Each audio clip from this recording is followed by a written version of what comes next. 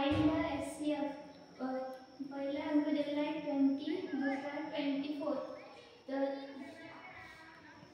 20 ला आपण 2 ने डिवाइड करू.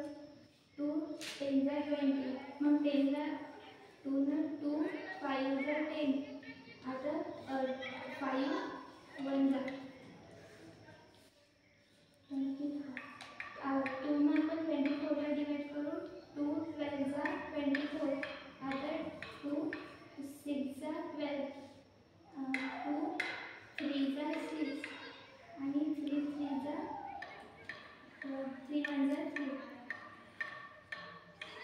20 ची फॅक्टर्स 2 मल्टिप्लाय 2 मल्टिप्लाय 5 मल्टिप्लाय 1.